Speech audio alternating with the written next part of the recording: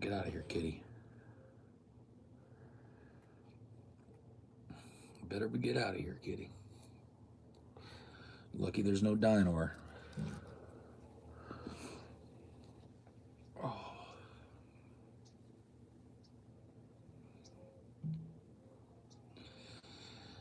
Hello.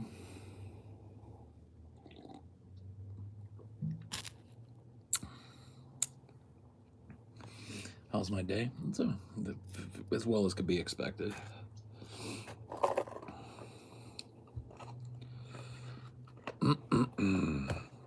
What it do? What it do? What it do? So, sorry if my voice is a little scratchier than normal. I'm a little sick today. Got a little cold.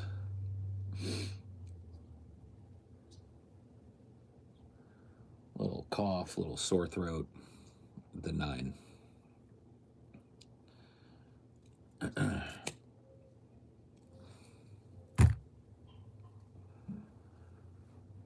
It's pretty much to be expected. I spent, 4 days or so out of the area that I live, which has really shitty air quality. And,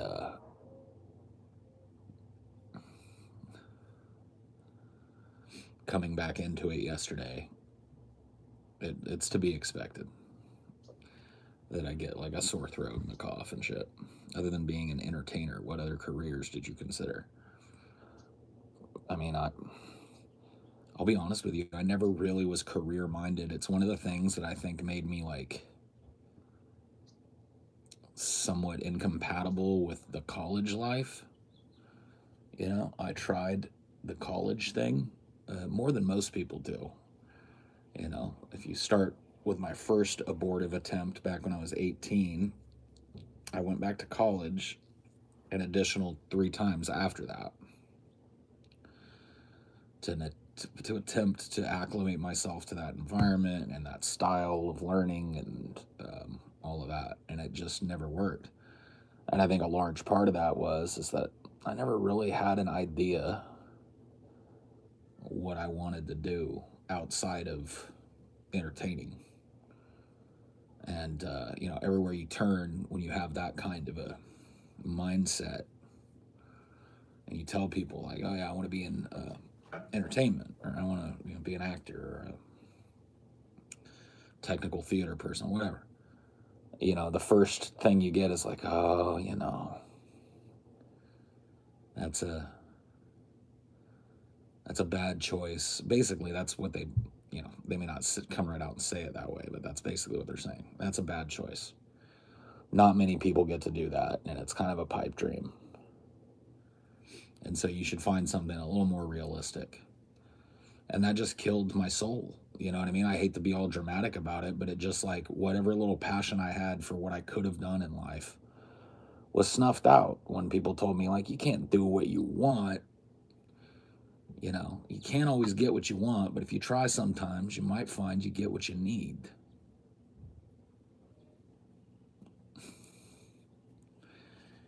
And,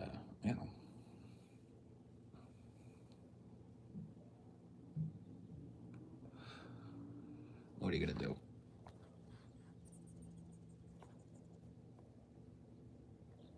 Want to be an actor, learn politics?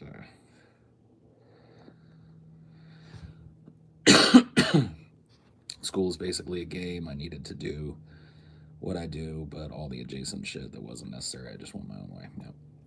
Same thing happened to me when I went to college, pursued a degree in physics. I was too old going into it. Yeah, I don't know about the too old thing. Maybe there's something with physics, but I don't think too old is ever really an excuse. Just not, I don't know. I don't think I have the constitution for college. I think you've got to like be able to switch off your bullshitometer to go to college. And mine is stuck in the on position. I ordered a replacement back in 1992, and I'm still waiting on it, The whole point of college is to give you what you want to get what I need. I could work at McDonald's, but I guess that's how you define wants and needs, yeah. I'm going to college for geography soon, and apparently the most places that hire GIS people are government, Homeland Security, CIA. Not sure how I feel about that. Yeah, I mean, that's just one of those things, you know. uh, it definitely is. It works for some people. I've known some people in my personal life that just fucking breezed through the college shit, you know. I've known some people that got through it, struggled, and known some people that just seemingly like didn't even struggle at all and got through it. And I know people like me, you know, who gave it the old college try, no pun intended, and just didn't work out, you know.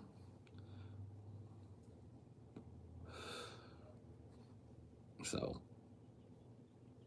what are you gonna do?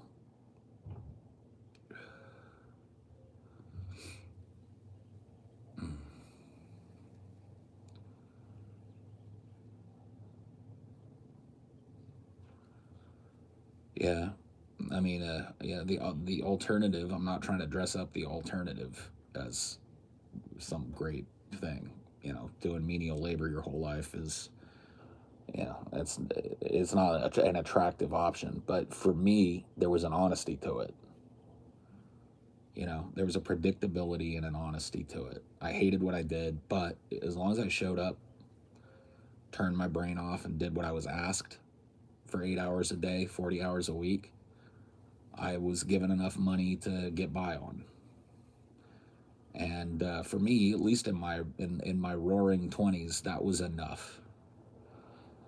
You know, I really when I kind of broke away from the expectations of my family, you know, my late teens, I was no longer under their governance as far as like where my life was going to head or what my options were. I found a lot of comfort in just working a normal ass job. You know, paycheck showed up, same time every week. You know, go cash it, pay the bills, keep what little pittance you have left over at the end, buy a video game every once in a while, get drunk, buy some drugs, invite your friends over, you know. That was enough. You know, I don't regret that time in my life. It taught me a lot. I'm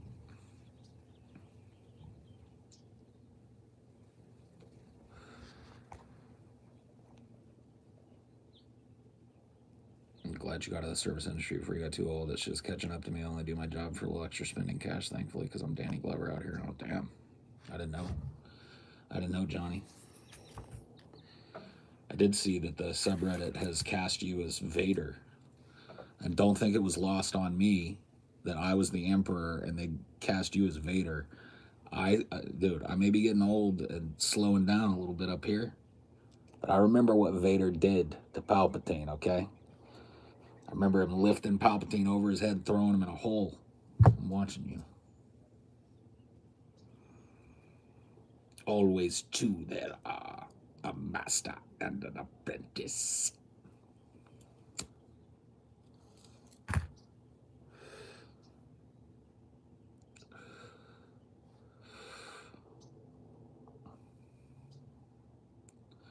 True, it would take some massive upper body strength.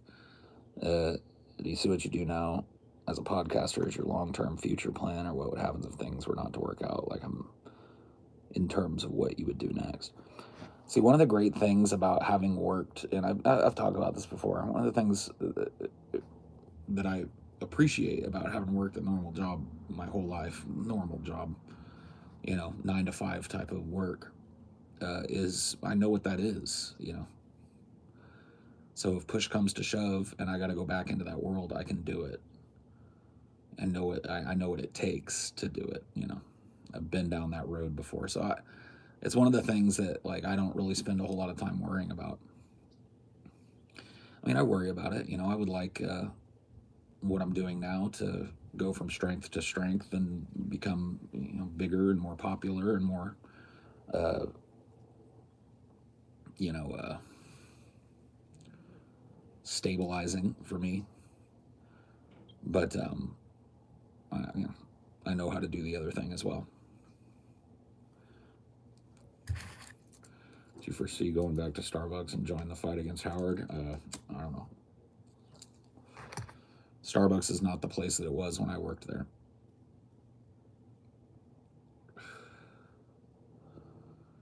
You know, I worked there a good long time ago. I quit in 2008. So it's been quite a few years. And it was going downhill when I left, you know. The Paul returns to Starbucks arc, yeah.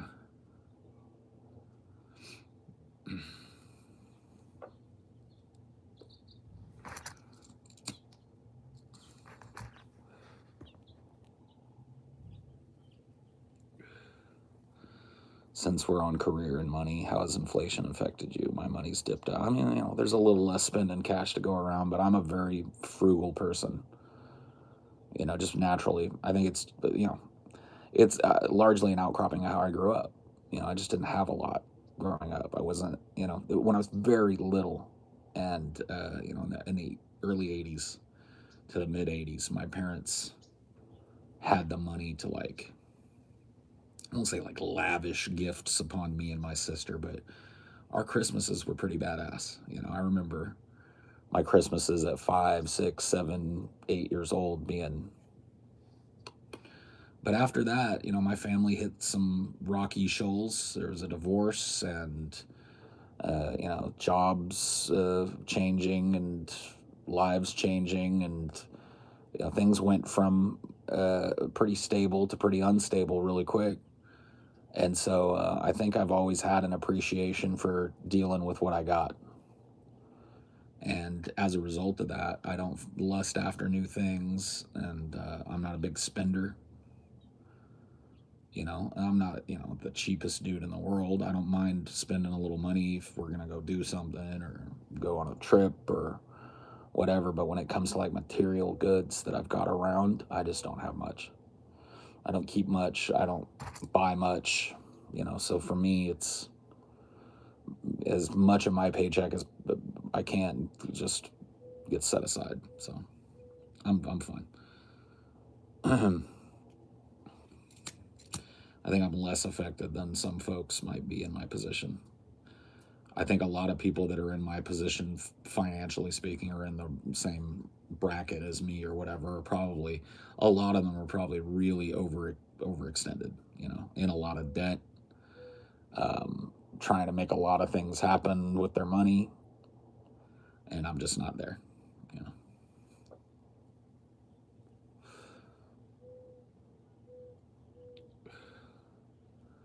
I'm just not there at all. I love how they're calling it Putin's price hike and Putin's inflation now. Well, that's what all this shit is about.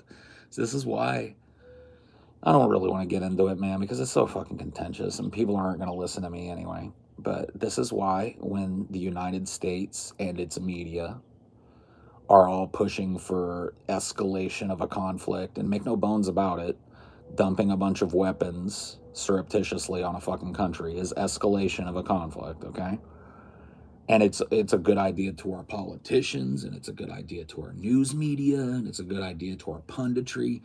I just go, no, it isn't. My mind immediately goes like, there's some fuckery going on here.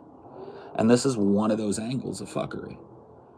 You know, if we can paint Vladimir Putin as, you know, the worst fucking thing on the planet, we can blame him for all of our own failings here at home. And I've seen it before. You know what I mean? This type of inflationary shit happened during the Gulf War, the first and the second Gulf War. And guess who got blamed? Saddam and Osama and Al Qaeda. Oh, yeah, the damage that these, you know, terrorist attacks are doing, pushing up prices all around the country. The instability of war is causing instability in the marketplace, blah, blah, blah, blah, blah. I've just seen it before. It's a fucking excuse. It's an excuse for them to line their pockets again. Say what you want. There are people, I think they've got really noble ideas when they support one side or the other or whatever. But it seems like they're just blind to this. The ultimate end goal is profit.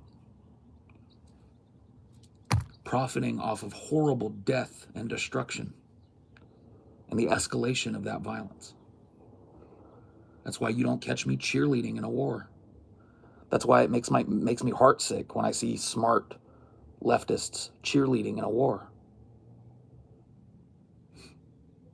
I will always support the country that defend itself. Okay.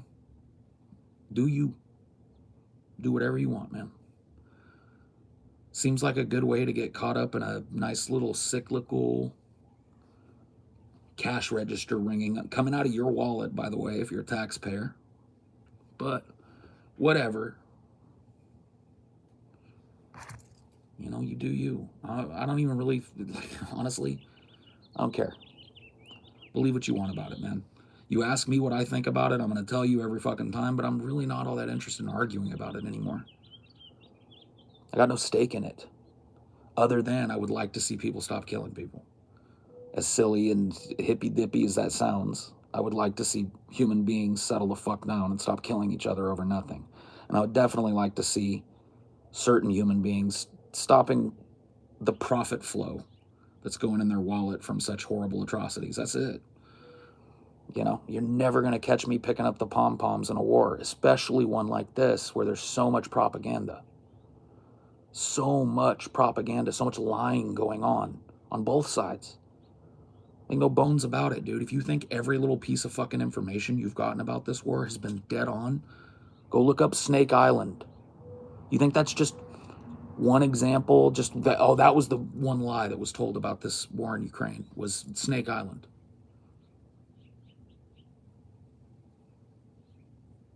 So if you think all the information you're getting, if you think when you turn on the news or go to your favorite pundit and they're covering the news, that the information that they're proffering to you isn't soaked in propaganda, I don't even know what to tell you. I don't even know what to tell you.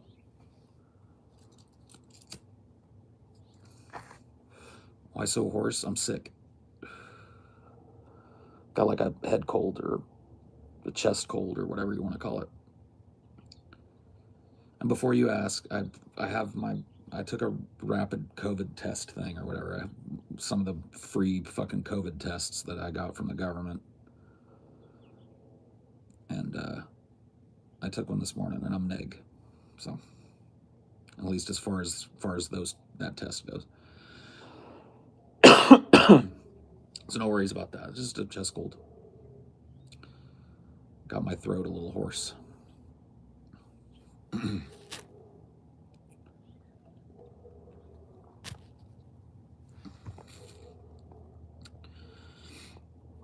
I've always been a person that tried to get news from multiple different sources. Back when I was a real fucking news hound, I would say my late 20s and early 30s, I would read the same story in 3 different periodicals of note, at least. Just to see how the coverage differed. Because I've always known that there's an obvious agenda. There's massive collusion between our media and our government. Massive. Like absolutely unprecedentedly massive amount of fucking collusion. I mean, there's just like, there are so many unprecedented relationships between media figures and high-level political officials in this country to even list. Rush Limbaugh with every fucking conservative president. You know, all these lefty pundits. Rachel Maddow with this and that and the other. They're all in collusion, and I don't trust a single one of them. Not a one. The Progressive Caucus just supported neoliberal Brown over Nina Turner. See, I didn't even know that. I haven't really looked at the news this week, but predictable, isn't it? The Progressive Caucus too. I fucking love it, man. And this is, by the way, I hate to harp on you, this is lesser of two evils voting in action. This is what the word progressive has become due to us constantly electing a neocon. Come on, man.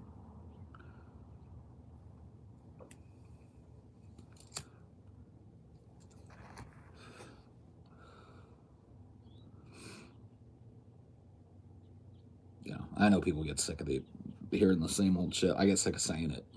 So we can change the subject if you want, but Dems are going to get smoked. It's all part of the cycle. This happened. It just happens. When the Democrats are in control and refuse to take action to help average people, they get trounced.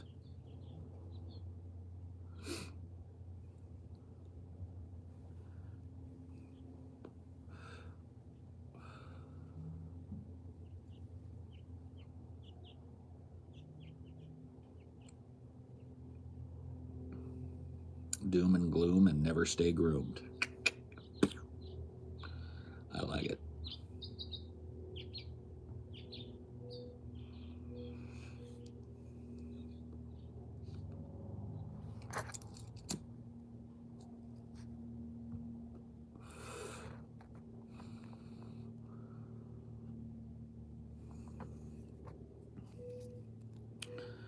This is what we get. Any advice on starting a union? I work on offshore wind turbines. So, number one, you need to reach out to an adjacent union that would cover your type of work. I don't know what kind of union would cover you, probably a mechanics union, but you need to reach out to some union sources, not necessarily to have your union become part of that union, but to get advice on organizing. Okay, one of the gaps in my knowledge, and I think it's a gap that I would like to fill over time. I have actually learned some things just reading books, but a lot of what I know is historical. I would like to know what the current theory on organizing is. I've got a little bit of a gap in my knowledge here. I'm not the best person to talk to about this. My head is still in a world of no cell phones and very little internet. So that's a lot of times, technologically speaking, that's where my brain's at. And so I'm not real savvy on all the various social media outlets and how they could be used to organize and what the safest way to use those things to organize is. But that's what I would recommend. If you're genuinely serious about unionizing your shop, I wouldn't even start that process until you up your IQ on what needs to be done. Study these modern movements, the Starbucks Union, the Amazon Union. Follow Christian Smalls on Twitter. He's the leader of the Amazon Union, or at least the figurehead, and kind of study what he's done, and have a plan before you just start talking shit. Because I got to tell you, if you're in a right to work state, they can fire you for overhearing that. You know what I mean? If you happen to be talking about like, yeah, we should start a union or some shit, and your fucking supervisor hears you and he tells the boss, they can just can your fucking ass.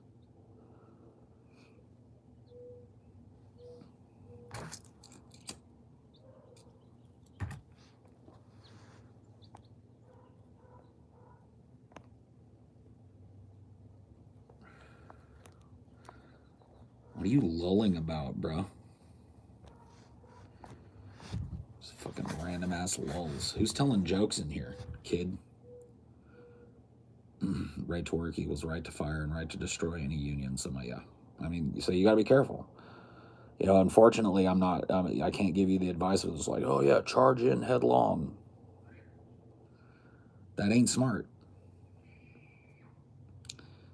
Do your homework. Read up on not just organizing, but figure out what adjacent trade unions and existing union structures might work as a broader like umbrella union for your little small union, and start talking to some actual organizers that are out there working and ask them that question. I'm not going to fill your head with a bunch of wrong information.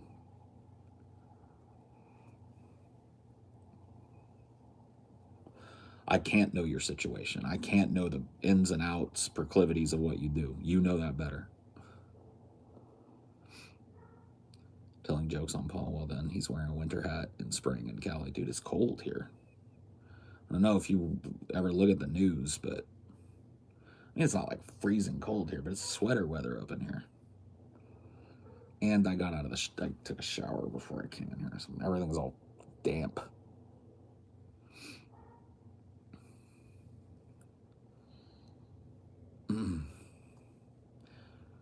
But yeah, this is something. Let me just, as an aside here, talk about something that's been on my mind.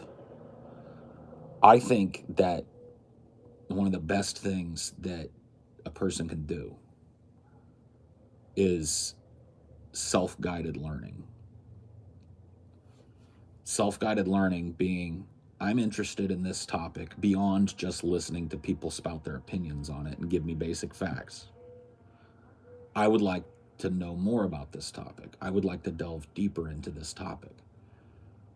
And having the skill set that it takes to find the research materials and find the books and historical works and periodicals that you'll need to learn a little deeper lesson about something. I'm telling you, man, I think that if we could fucking impart that to young kids coming up now, if we could teach them that, that would probably be the most the the most crucial thing that they would learn from us. How to teach yourself things, because it's one thing to live in the information age or the .com age or whatever the fucking age it is, and it's another thing to know how to navigate that and to know how to use those incredible tools that are at your disposal to broaden your own knowledge and interest. And I just feel like there's, and maybe, this is skewed by my kind of adjacency to BreadTube or whatever, but I just feel like there are a lot of young people that are probably getting most of their politics from one or two people. And those people are covering very basic information, overview type of information, and providing their opinions for context. And that can be a great jumping off point. But I really feel like people have to fucking get back into teaching themselves, learning to heed their own counsel, develop their own opinions and their own voice on subjects.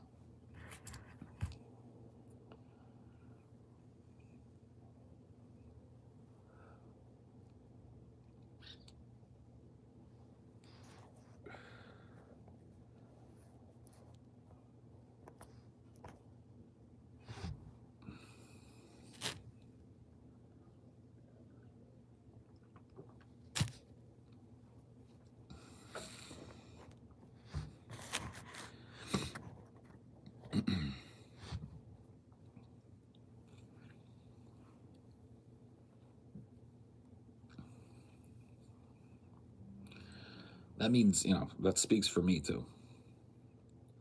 If I may ask, what submarine is that on your toboggan? I don't know what kind it is, but it has a name and a designation. It's the USS Batfish out of Muskogee, Oklahoma.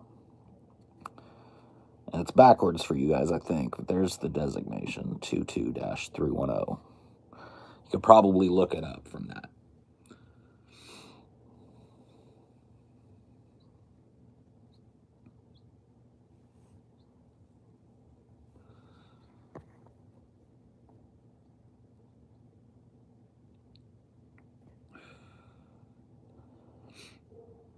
It's not backwards. Oh, it's backwards for me then. The whole number. Yeah, there you go. Any ideas or theories as to why people don't want to think for themselves in this culture? I don't think there's necessarily a lack of desire to think for themselves. I think a lot of people just don't know.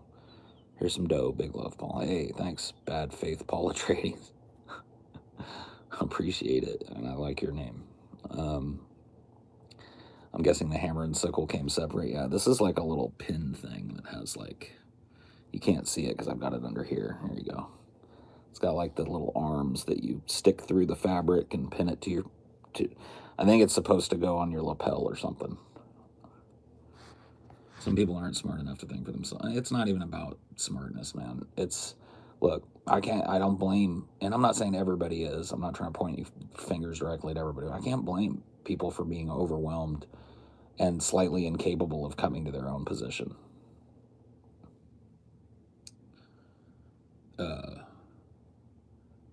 Just look at the amount of information and misinformation that is slung at them on the daily. And look at how they're just kind of like lied to by people in authority over and over again. I mean, I don't blame people for tuning out. I don't blame people for, gaining a stodgy set of beliefs and riding them out. Hey, Mr. Naughty Priest, thank you as always.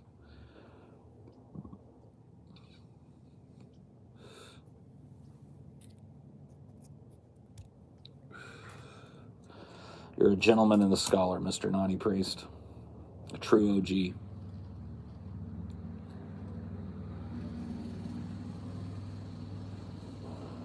Ability to think for oneself may not be about smartness, but dumb people thinking for themselves often leads to disaster. Sure. I mean, right.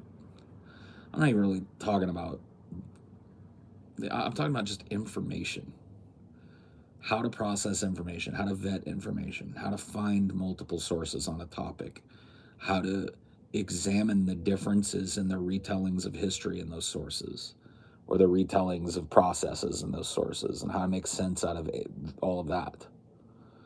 Incredibly important, right? It's like A1 type of importance. And I feel like it's lacking. I feel like most people come out of school hating it. I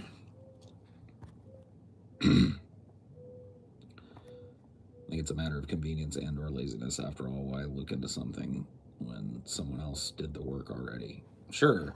And like, look, what I'm talking about is looking at somebody else's work.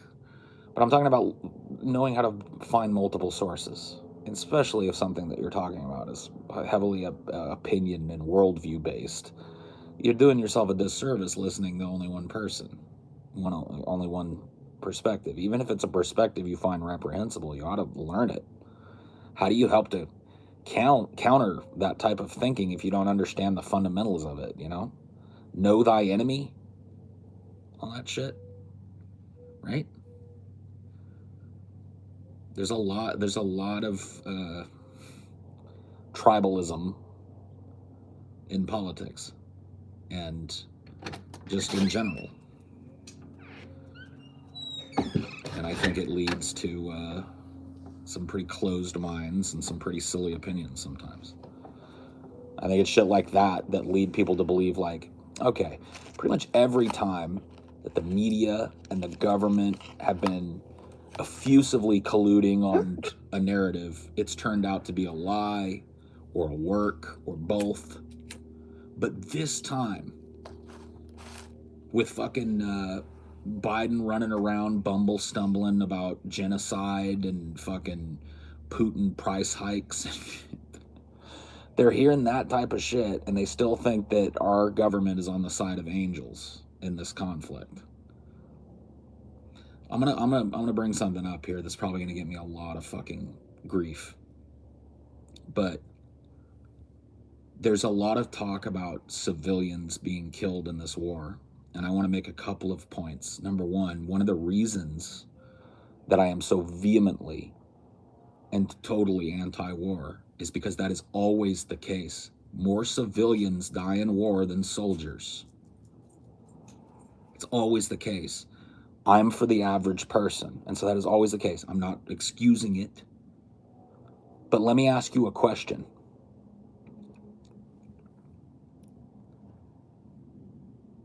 Are you a civilian if you went to the city center and grabbed a fucking gun and went out and started shooting at soldiers with it? Are you a civilian anymore in war?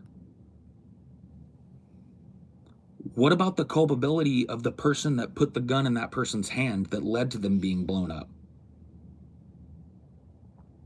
Yeah, we use that excuse all the time, like, oh, they're harboring someone, so all the civilians are justified. Right. I mean, just a month or two before this Ukraine conflict broke out, you remember Biden fucking drone bombed a bunch of kids, killed 11 people, all civilians. Where's the fucking war crime tribunal for that? Oh, there isn't one? We don't count civilians if they're surrounding people that are hostiles. See, this is what I'm talking about. So this is why, I've been saying over and over and over again, dumping guns into an area, and all you got to do is look at history to know the truth. It ends up killing more civilians in a country than it does enemy combatants. It's a big old target on your back. If you're walking down the street, I don't care if you're, just the guy that used to run the bakery. If you're walking down the street with babushka or whatever. Yeah. If you've got a fucking machine gun.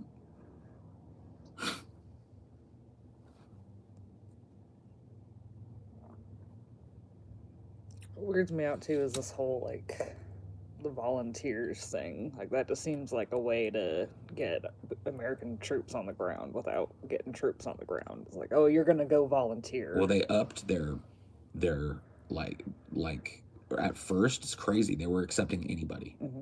Like literally anybody, didn't care what. Mm-hmm. Now they're upholding like prior military service standard. Yeah, and what does that mean? Does that mean like right? Like, did you just retire? Did you just quit and go into volunteer? Are you on furlough? Yeah. It's just another way to get American troops on the ground. I don't know. This topic is endlessly wearisome to me because I've just been down this fucking road. I know what the propaganda sounds like. I know what a populace being deceived sounds like. I know what jingoism and nationalism sound like, and it's just an ugly fucking brown note to me, man. I don't want to hear it. Dude, Marlon Benson is sprinkling me with all kinds of wonderful things. A hamburger, salt, a rose, and some pie. Oh. How nice. A hamburger. Oh, sorry. Hamburger. You gotta make that a drop now. Yeah. And everybody kind of, one of the perspectives is like these people that are dying in Ukraine right now. They're chess pieces.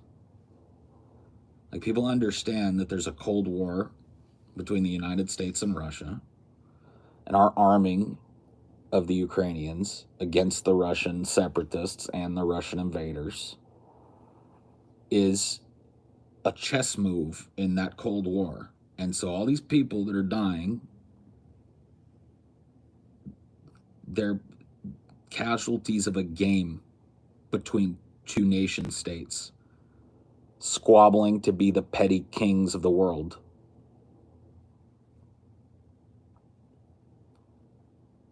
So, as much as I appreciate the plight of people whose countries are invaded, you won't hear me cheering for America's involvement in that.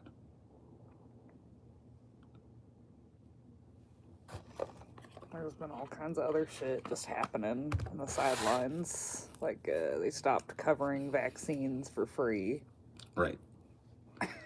Ukrainians want to defend themselves. What about the Ukrainians that are Russian separatists? What about the people that, who knows how many, we hardly ever hear them mentioned, the people that support more Russian influence in Ukraine? Are they not Ukrainians?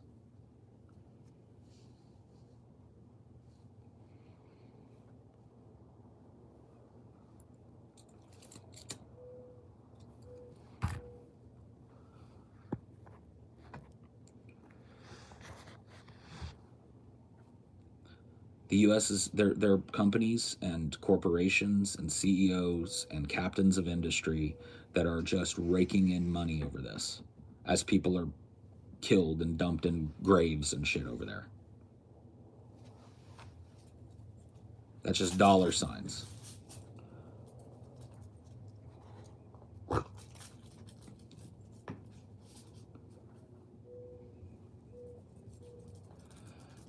And you're never going to catch me arguing for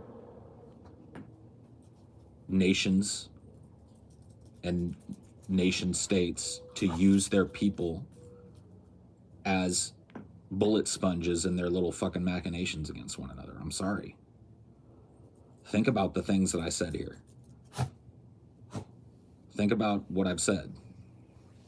If you're armed with a fucking military grade AR with an underslung grenade launcher or whatever, and your friend standing next to you has a fucking tank buster rocket or whatever, you probably got more of a chance of dying in that conflict than if you were unarmed and just fled to a friendly country, which millions in the Ukraine have done.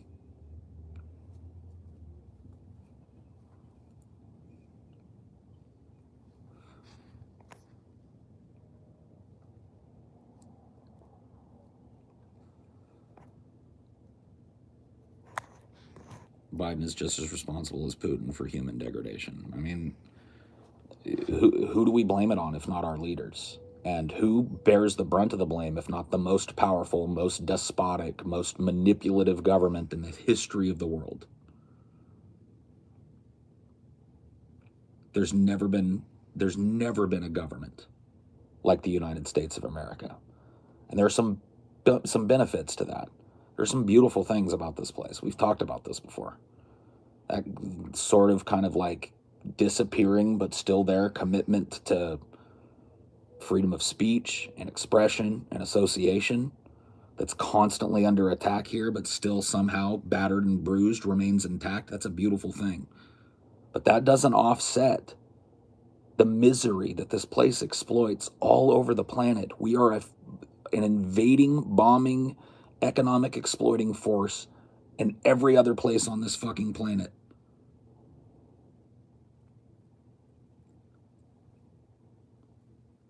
And if you want to call it whataboutism or whatever, for me to continue criticizing that in the midst of a big media push for escalation of a conflict, I'm sorry, I'm not interested. I've been down that road. I've heard this tap dance before, and I know how it ends.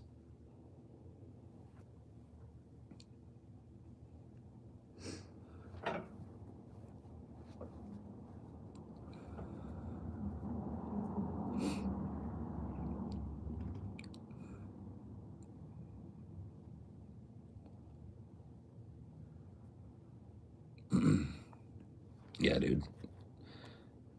Marlon Benson's, yeah, dude, a unicorn and a city and a peach and hearts. Oh, man, yeah. He's doing that, like, early 2000s rapper thing. Yeah, it's like a strip club. Yeah, fanning your stack of ones, just...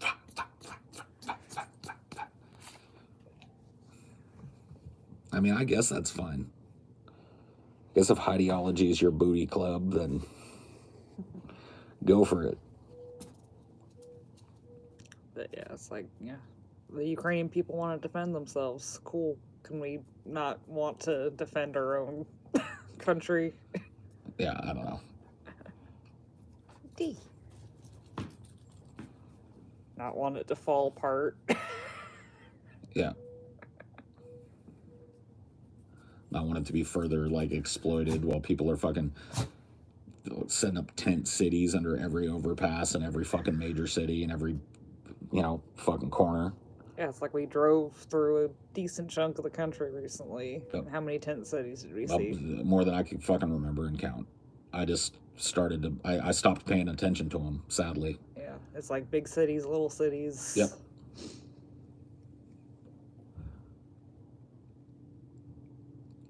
And do you think it helps that we're, like, I read, maybe not today, maybe it was yesterday when I got home, that America's about to dump, like, what was it, another $300 billion into Ukraine.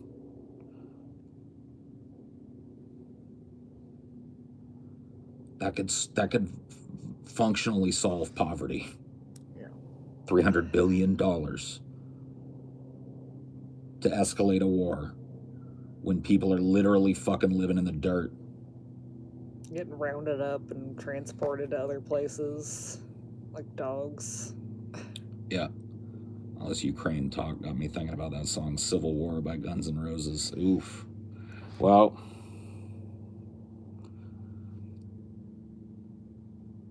Biden got all the defense contractors together to build a ton more weapons for Ukraine. Oh, yeah. Do you remember, like, how Raytheon stock spiked when Biden got fucking elected? You can go back and look at it. Like, in the first month or so of Biden's election, there was explosive growth in Raytheon stock. What do you think that was about? You're right. I think, yeah, when we pulled out of Afghanistan, you said, like, oh, it's just about time for another war. Yeah. You guys remember me saying that? I wonder where the next one will be. I wonder what the next conflict America sticks its dick in will be. It ain't going to be long, and sure enough, here it was. And where was most of the fucking populace? All the people that were celebrating us pulling out and functionally stopping what we're doing for Ukraine. Think about this.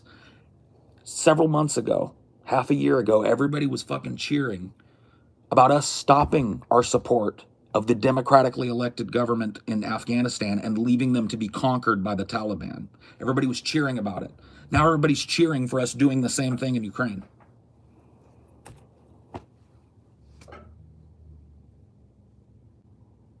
Africa, yeah, sorry. Afghanistan.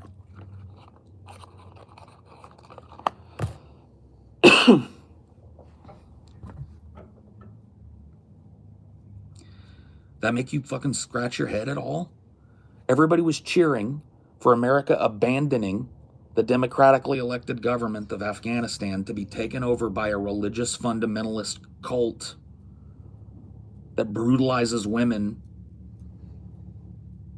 And now everybody's fucking all hot to trot for the next one. Remember? You could rewind it back. It's one of the great things about these. You can go look at what I was talking about back then. While everybody else was celebrating America pulling out of Afghanistan, I was like, man, that shit don't just sit around. Where's it going next? I wonder where it's going to go next. Matter of months later, we're all in.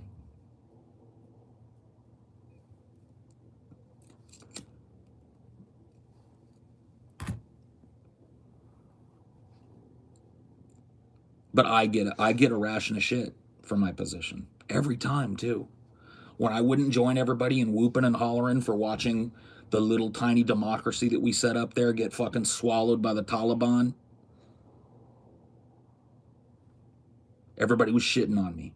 Now that I'm not fucking rejoicing that America's dumping billions of dollars of weapons into Ukraine, everybody's shitting on me. Whatever, man. Sorry. Principled anti-war advocate. Have been for fucking 2 decades or more.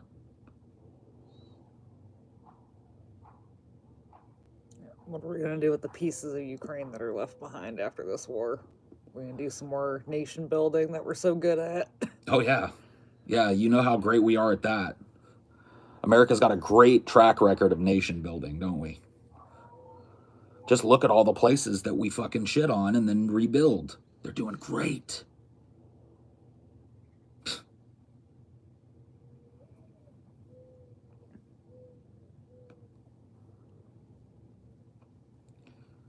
Well, it's because of the way that news is presented to us. That's why people have amnesia when it comes to this shit, because we're trained to be looking for the next thing constantly. They finally got us fucking to where we don't care about a single piece of news for longer than it takes for them to come up with the next one. So everybody gets all riled up and blows their load just arguing about it for a couple of days, and then something else happens, and everybody's fucking, no matter how fucking at odds their positions are on the thing, they don't even remember that other thing. Because they can't. There's no room. You got to be getting ready for the next thing and the third next thing down the line. You got to be reactionary. You got to have a take, and you got to blow a big bunch of fucking angst out on everybody with all your political little takes on it, and then you got to forget about it because you got the next thing to go on. They got us trained to not pay attention to what they're doing.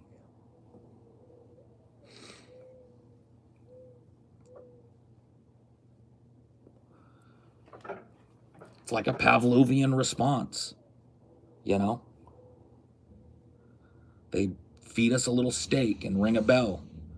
Pretty soon they don't even have to feed us the steak. Just ring the bell.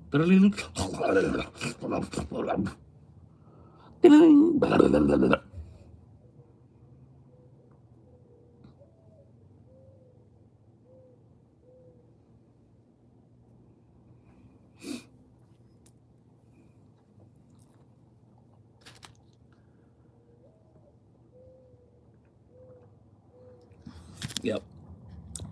Americans cheered when they signed the Patriot Act. Yep. Oh, so happy to give away their civil rights. Oh, so happy to give away their privacy and their civil liberties. Take them, please. Oh, take them. Get these terrorists before any of us get killed. Do whatever you have to do.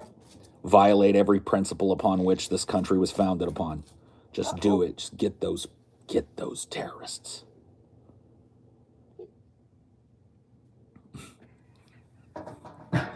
Dianor, you are a doofus of the highest order. He's a prissy pants. He is.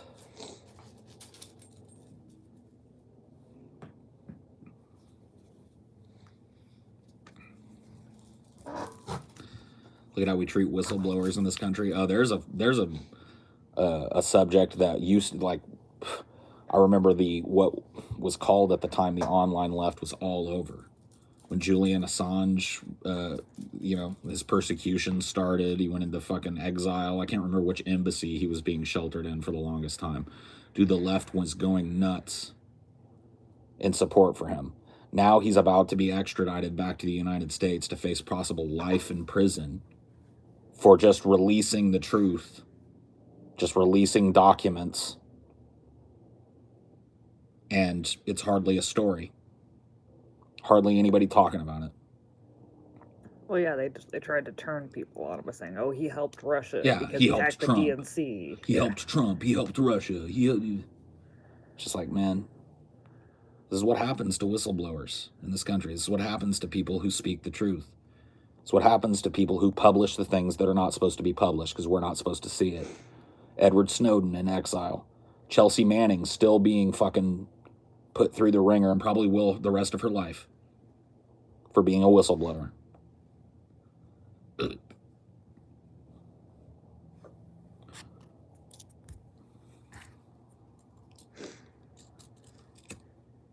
I said about to be extradited. They're working on it, obviously. They're going to get him eventually. Every 6 months you hear about another push to, like, oh, Julian Assange might be getting extradited soon. And they only just barely fucking defeat it in the 11th hour or whatever. The USA will get him. One way or the other, they'll get him. Either they'll bring him back here to be publicly tried so everybody can see what happens to a whistleblower in this country. Or they'll Epstein him so everybody can see what happens to a whistleblower in this country. Whichever one's more expedient.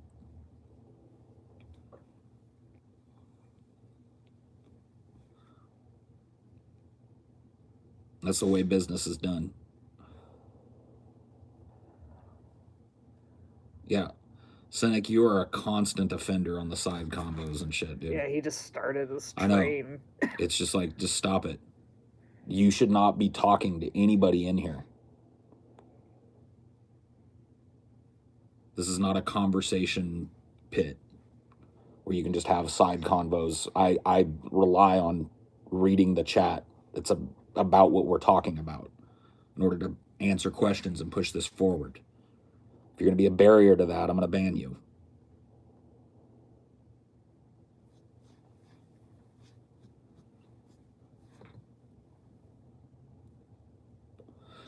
The rules is there.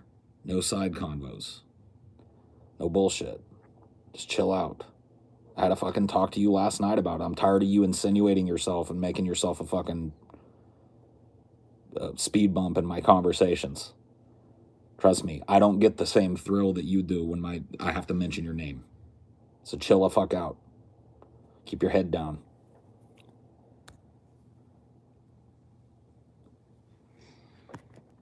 Opinion on the French election, Le Pen may win. Wouldn't shock me. I mean, the French politics, if you pay attention to them, and I in a very cursory way pay attention, They're a mirror image of American politics, with the cyclical pendulum swinging back and forth between the more conservative and the more liberal wings of their fucking government. So it wouldn't shock me if Marine Le Pen, or whatever her name is, wins it. She's the neocon.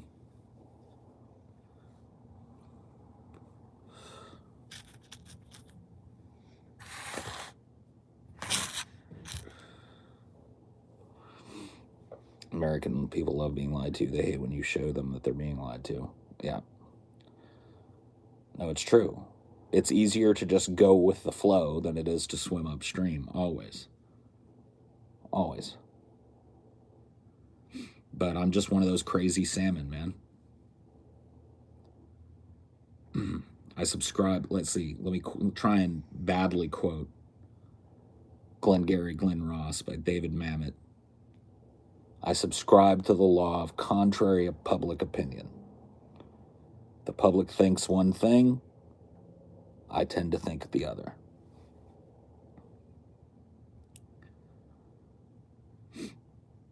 At least the French rise up. I mean, the French rose up after we rose up. They've done some rioting and whatnot since then, but as far as rising up, I don't know if I'd say that. They're copycats. Yeah. They helped us once, and they've just been copycatting us ever since, man. Yeah.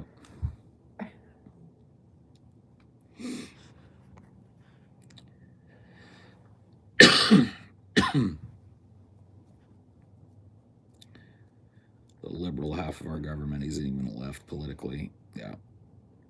Thanks, Cynic.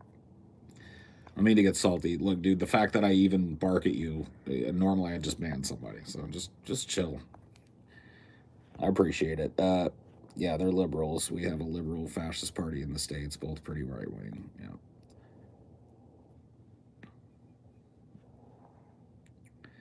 The French show up to riot, but when you put some roast beef on a loaf of bread, the French dip. Dude, that reminds me of the John Adams thing we were watching. I felt so bad for him when he got there and the deal had already been made, man. Yeah. Especially after what he went through. Yeah. Ship almost gets sunk. Yeah, I'd recommend that to anyone, the HBO docudrama series on John Adams. Yeah, it's really good. I mean, obviously heavily propagandized towards a rosier retelling of American history, but it's really well done. Do you think the Russian channels like RT should be banned from the U.S.? No. On what basis? That they're propaganda? Well, we better get to banning fucking all of our U.S. media as well. See, I love this shit. I love that, like Twitter has started to label things like Russian affiliated media or whatever the fuck.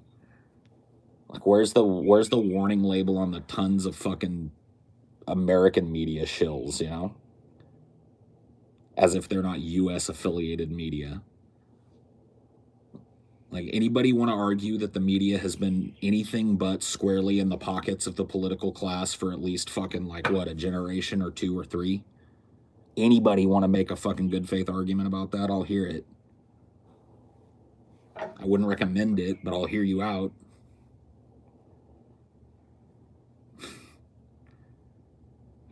Fox News should be banned. If Fox News is banned, then CNN should be banned, and MSNBC should be banned. Yeah, that's the Paul Giamatti one. But yeah, it's all this disinformation, propagandized information shit that fucking, that's what sucks people into Fox News. Yeah. Because, you know, there's a little nugget of truth in what they're saying. Right. There was a point where there was this thing in place called the Fairness Doctrine. You may have heard about it in history at some point. And the Fairness Doctrine was basically like a law governing news organizations to keep them from becoming opinion-based like they are now. So if you were going to cover extensively a political story from one side, you had to provide a counter voice from the other side. That's basically what the fairness doctrine was. And it was expressly to keep the United States media from becoming what it has become. A place where opinion is proffered, news stories are skewed politically to serve an audience's preconceptions rather than the truth.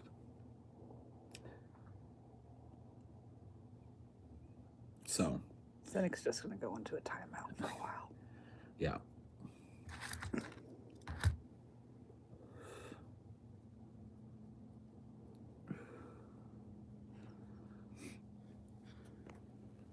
Jesus. Get out. I assume they could cheat by having a dummy play the opposition. Yeah. I guess they could, but at least there was some kind of mechanism by which they could be punished for doing that. It gave a set of guidelines to the media to prevent them from becoming co-opted by the government and becoming a propaganda arm for the government. And that's exactly what the media has become. It's split into the two major factions in the United States. You've got your conservative media, you got your liberal media. Right?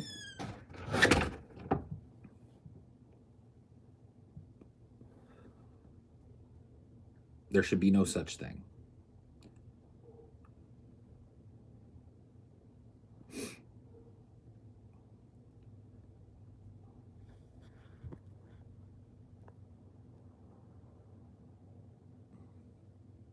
Most U.S. media is owned by corporations and billionaires. All of it is.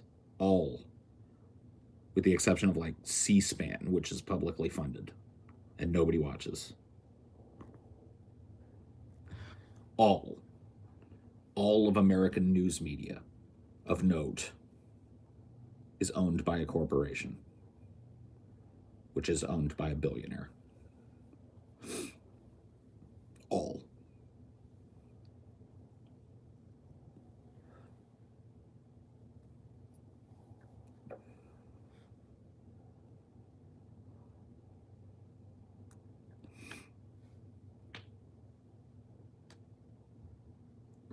Who knows if it will actually lead to good outcomes? Yeah, who knows? Why does no public figure try and create media that's not biased? Because what is there to benefit? Like even like, so somebody tries to do that. Look at Cenk Uygur, right? That's the whole point of that, right?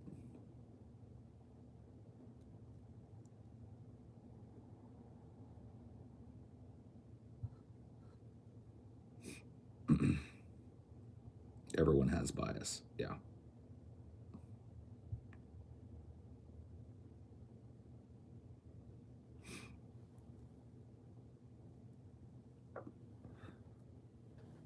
Yes, the sweaty brown buffalo.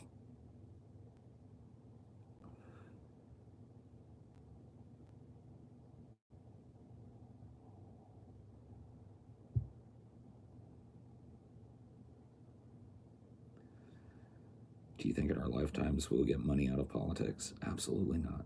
There's no such thing as one without the other right now. They're interdependent systems now. Part of doing business in America, especially at a certain high industry-wide level, is bribing enough politicians to get your way. And that cycle feeds itself constantly. It's a self-perpetuating machine that we would have to break our entire government to break. Which I'm in favor of, by the way. I'm smash the state and all that, you know. I just don't really see it happening. Workers of the world unite and everything, but yeah, that's going to be a tough wheel to break.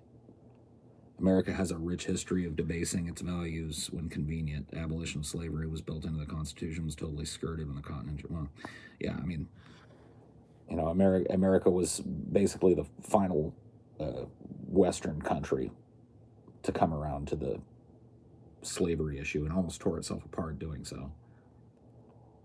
So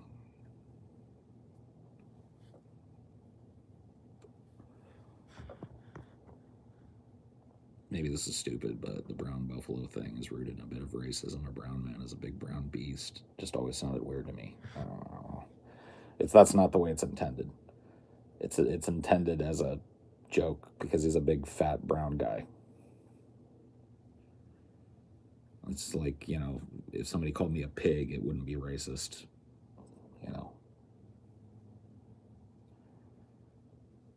I just think of a big buffalo when I look at Cenk sitting there sweating his way through an election,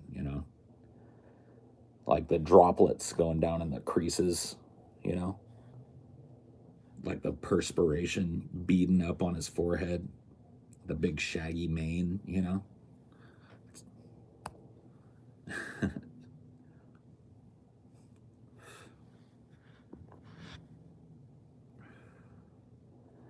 And you get the ultra wealthy benefit no matter who's in office. People don't even question it, of course. Yeah, I mean, I don't know.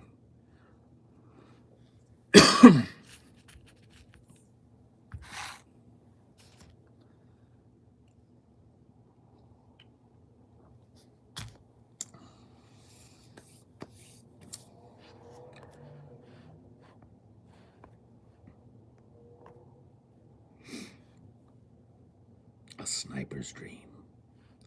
Patron here sending love. Keep on keeping on. Thanks, brother. Will do. Cenk looks a bit like Mark Cuban. Yeah, I see it. I can see it. He does.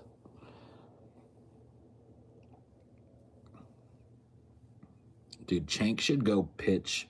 He should go try and sell the like a portion of TYT on Shark Tank. Can you imagine him standing in front of the sharks on Shark Tank? Schwitzing. I'm here to. Are you tired of a conservative bias in the media? Well, I'm here to fix that. Oh, excuse me. Oh, is it hot in here? Yeah. I'm here to fix that. Meet the Young Turks, a progressive news network. I'm here selling 20% of the company for $500,000. $500,000. It would be great. Let's make this happen.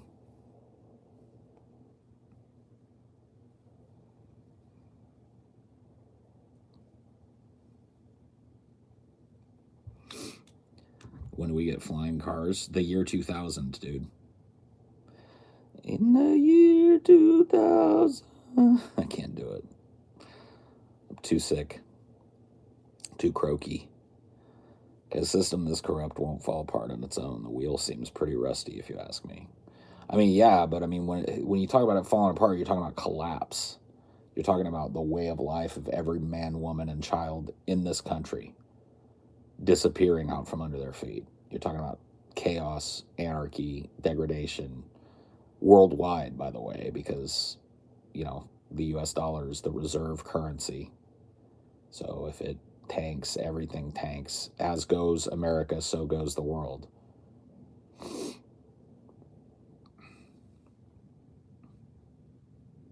So it won't be long, by my estimations. Cenk took $20 million from Jeffrey Katzenberg. That's when the Young Turks became Democrat simps. Wow.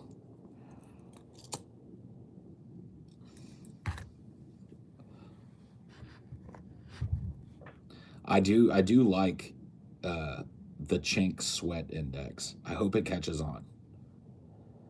Because that, to me, was, I think, one of the most stunning pieces of political insight in both the 2016 and 2020 election.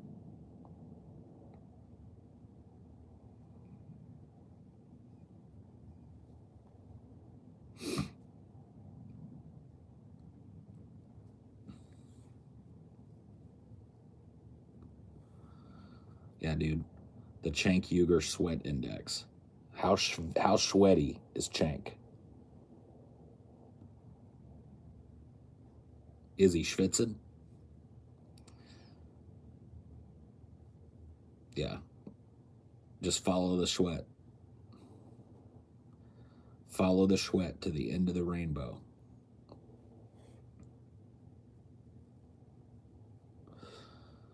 The sweat index, man. I'm telling you.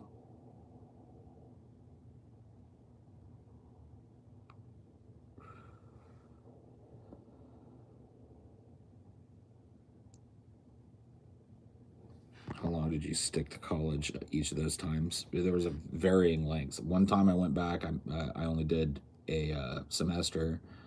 The other time I went back, I did 2 semesters. And then the third time I did like a semester and a half.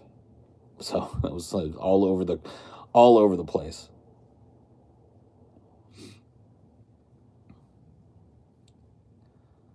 Took a lot of surreptitious classes too. Had to retake a lot of classes and shit. Because I would drop after the drop dates of classes and shit. Stupid. I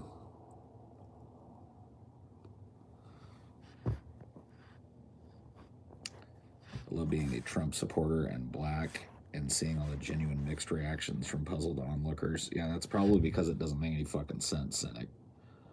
That's kind of like going like, I love popping my eyeball out of my socket and letting it dangle down and seeing the looks of horror on people's faces. You know, like, yeah, yeah. I mean, come on, dude.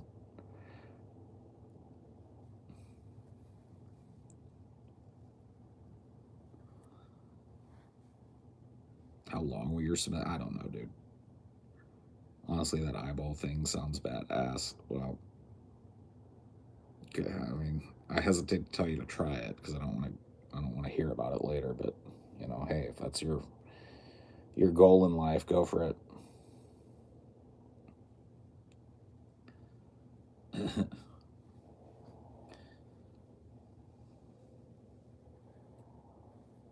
Anything is possible, including being black and MAGA. Oh yeah, there's always plenty of like, you know, useful token black folk around the conservative movement.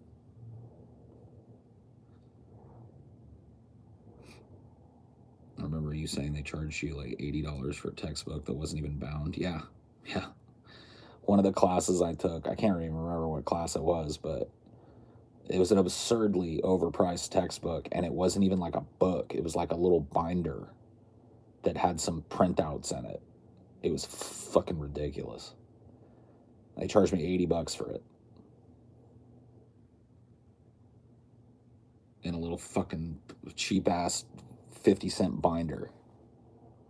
And it looked like they just Xeroxed a billion of them. You know? It's like, what?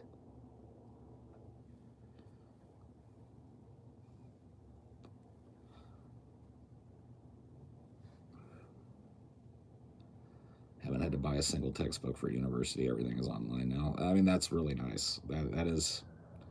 That's a good thing. What did you think of Dune, Paul? I thought it was okay. It didn't meet my expectations, but then again, my expectations were very high. But it was still, it still had some fun stuff in it, I guess. I enjoyed watching it.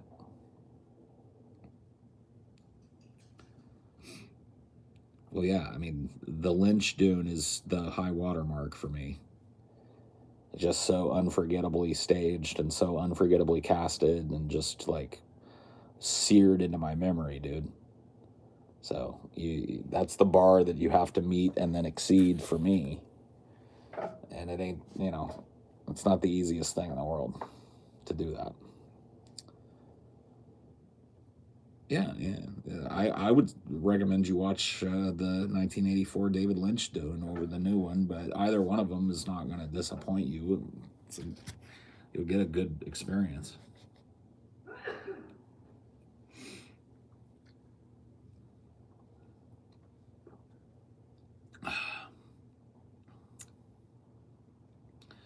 The Lynch Dune has a pretty bad rep still. Yeah. I mean, it's definitely got a more cult classic rep now than it did back in like the 90s and stuff. I remember everybody like that I would talk to, like especially adult, like older people. I saw it when I was really young. I think I saw the David Lynch Dune for the first time in like '88, probably. Would have been like 7 or 8 years old, and I loved it immediately, even as a kid, even not getting most of what was going on in it. Just like visually, it was a lot of fun. I need some more water. No, I'm okay right now, baby. I'm gonna end this here pretty soon. I'm starting to wind down. Had enough. Had enough of the shenanigans for tonight. Oh yeah, the score on the Lynch Dune is fucking beautiful. You seen the porn adaptation Poon? No, I have not.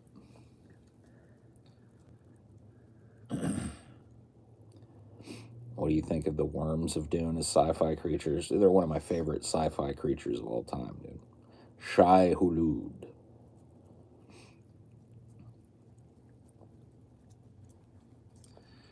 No, they're just fantastic. And the way that they interplay with human beings and over the course of the Dune series are melded with human beings to create basically a god in flesh form. I mean, what's cooler than that, What would you say they're most representative of?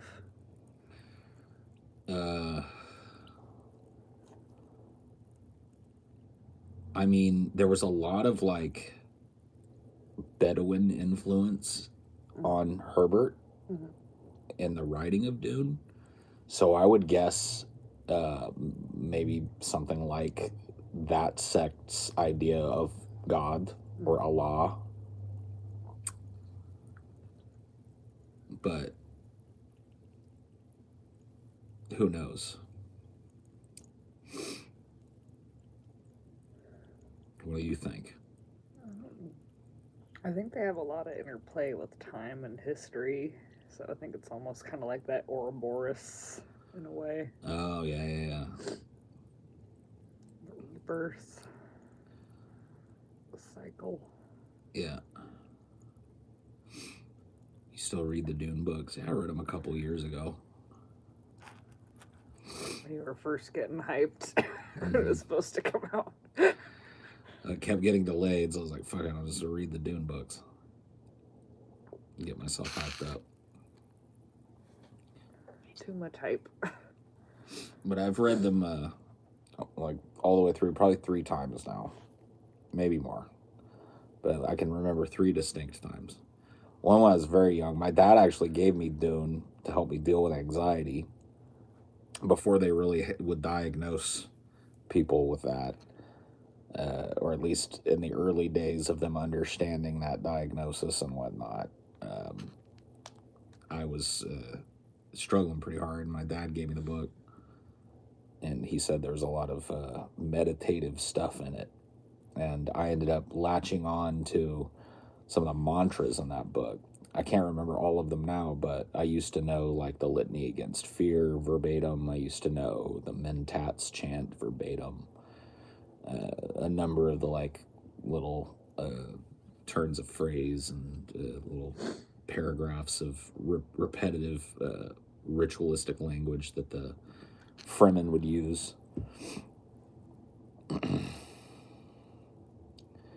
And it used to help me get to sleep. It's like repeating those mantras in my head till I passed out.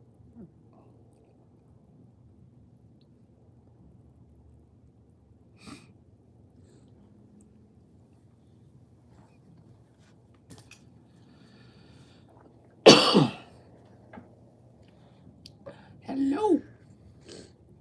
Again? Bring your bowl. Where's that? Your bowl. You don't have it?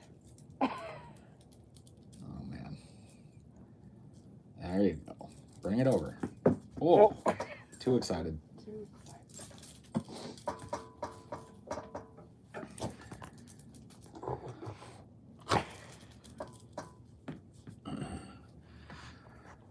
Not to talk bad about your dad, but every time you speak about him, I can't help but think the complete 360 of him as a child and him as you got older. Oh, I don't know what you're trying to say. I'm glad you talked about the books on DFF, Paul. You got me to read them. The Witcher and Dune are my favorite series. Cool. Yeah, it's always fun to pass along a good book or whatever to somebody, or a good movie. I enjoy doing that.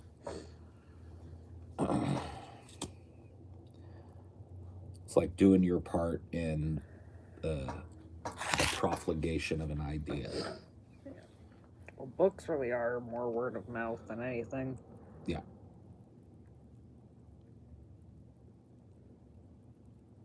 I doubt many people subscribe to the New York Times to look at their bestseller list all the time. Yeah. And covers too. Like you really got to give like cover artists credit, because that's what you buy a book on, man. I think reading in general is just kind of like, Yeah. at least traditional reading, like people getting multiple novels a year or whatever, reading 5 or 6 books a year on average. I don't think that's a thing. People think they don't have the attention span, but they do. Like, they probably do just as much reading, like on social media and shit. Oh yeah, I mean the amount of time some people spend scrolling, you could read fucking volumes of books.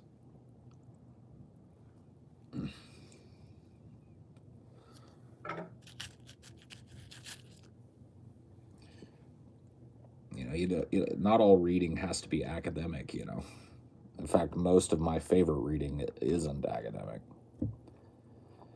but it can be studied academically. There are definitely academic interests woven throughout a lot of fantasy and sci-fi and, just fiction in general. It's getting started. That's daunting. Not for me, man.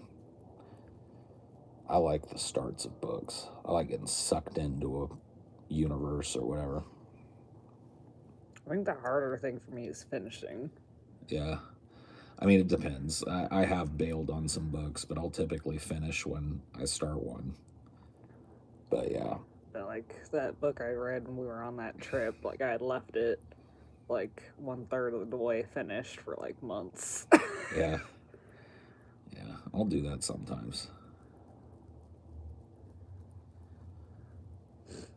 I prefer to paint my own literary landscape rather than passively consume. Well, look at you. Look at you, cynic. So above the fray. I thought I banned him. You might have. He's back again. Maybe you made him like an approved submitter or something. Yeah, maybe I did. I can't do it. Yeah, maybe. I used to read a lot when I was younger, but I feel like video games have ruined my attention span. I find it hard to concentrate these days, but I am a ADHD. Well, yeah, that makes it hard. But not impossible. Yeah.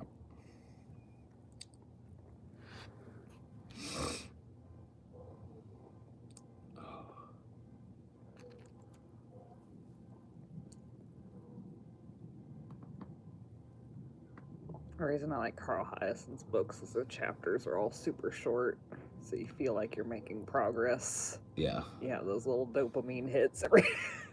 Yeah, that is good. The book series I'm reading right now is really oddly paced because it's got like that type of writing where you've got these like shorter 3 or 4 page chapters or 5 page chapters, and then it's got like these chunks that are like 100 pages in a chapter, and you're just like, whoa. But it works. It's just a style of writing I'm not entirely used to, and I wonder too if like some of it got lost in translation a little bit because it was originally in Chinese. Yeah, maybe some of those things just had to be really expanded to truly like communicate the concept of it. Yeah, had to be like retooled to make it make sense. I don't know, but yeah, it's interesting. I'm taking a little break from them. from the book. I'm right towards the end, like the last third of the second novel in the Three Body Problem series. And it's really interesting, but it's a really tough book to read because it's all about the horror of constant anticipation. Mm-hmm. And so you as a reader are exposed to that over generations of humanity. I mean, it's a super expansive book where the operative idea is that humanity knows that there is an alien race coming to conquer them, but they find out about it when that race is 450 years away. And so it's multiple generations upon generations of human beings that know pretty fundamentally that they're doomed. Like that in 450 years, anything that they build is going to be destroyed. Anything that they make is going to be unmade because a vastly superior race is coming to destroy, or destroy us and habitate our planet. They need our planet to survive. So, I won't go into all the ways we know that, people know this in the book, but that's the fundamental element of it, which makes it one of the most unique pieces of horror that I've ever consumed. It's a really true genre blend of sci-fi and horror with a real emphasis on the horror, but a heavy sci-fi backdrop. And it's a psychological horror that isn't often explored in any kind of work. There's, that whole like horror of anticipation is used in movies, but never to this extent. I mean, it's where you're talking about like the perspectives of multiple different types of people over the course of 450 years, how people over the course of their lifetimes come to either make peace with the fact that we're all going to be destroyed, or some of them, like there is a faction of human beings that start worshiping the aliens, as if like when they get here they'll spare the worshipers and let them be slaves or whatever. There are people that have just given up completely and turned themselves into complete hedonists, and there are people that are doggedly focused on trying, despite the fact that we kind of know that we can't do anything in the time allotted. They're still like, we're going to put up a fight, and that's how they get through. There are people that have just given up and lose themselves to depression and suicide because what's the point of, if you're living a stagnated existence, it's like when your species will die, and so anything that you do is meant to be erased. There'll be no story left behind of you. You'll just be a footnote in the history of a vastly superior alien race. And that's that, and so... Well, it's like how people deal with death, period. Yeah. A lot of people have very complicated ways of dealing with their own mortality. Yeah, or other people's mortality. And self-delusion is one of those ways. And it takes all kinds of forms. So yeah, I mean, it's a really fucking interesting book. It's like insanely interesting. It really gets deep down into the nitty gritty of like human politics too. Like, what would happen if some kind of world uniting event were to come along? It's called the Three Body Problem. It's 3 novels, and I recommend it if this sounds interesting to you. But yeah, it gets how would the world come together? And how would the dividing lines between people be erased? How would we deal with, eliminating shortage and freeing the minds that are the best to do what they need to do? And how would we make the best use of our, species as a labor force or whatever the fuck? And how would we get these things built? How would we keep the peace? All of these things are kind of examined in microcosm within this expansive book, including the perspective of the aliens, which in and of itself is utterly and completely just like entrancing, because they're like the ultimate fascists, but the way that they arrived there makes absolute fucking sense.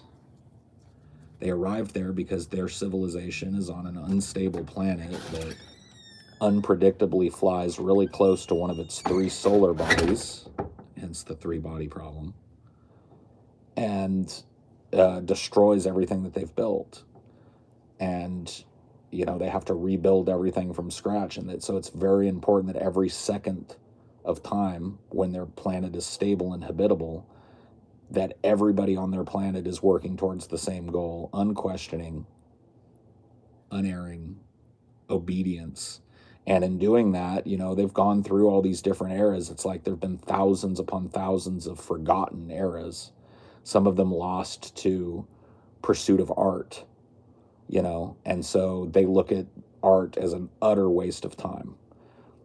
Some of them in pursuit of philosophical whimsy. So they look at any kind of philosophy beyond just rote utilitarianism as a waste of time. Because for them it is. If they stray, even one generation is lost and doesn't advance their technology before they go into stasis and wait out the next apocalypse, then that could be the last generation of their species. Their species would cease to exist. If art is a waste of time, then life has no meaning. Well, that's what's explored in this. And from the perspective of some of the aliens, you get to see the struggle with that. You get to see the struggle with individualism within that type of a context. They're right wing. I would say that they're like the ultimate expression of right wing. Utter anti-individualism, utter collectivists, utter utilitarians, utter conservatives, militarists, because their only hope is to escape their planet and conquer another world. That's their only hope. Their only hope is to, generation upon generation, build their technology towards that one goal of getting off of this planet and onto another one that's habitable by their species. And when they happen to find one, us, and in the world of the book, it's at various times during that 450 years that we know that they are coming. They've effectively blocked our scientific progress in the most necessary area, which is particle physics in the world of the book. They have retarded our ability to gain any more knowledge in particle physics.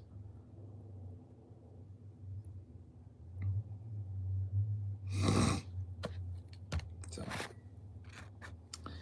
very interesting. Very cool book.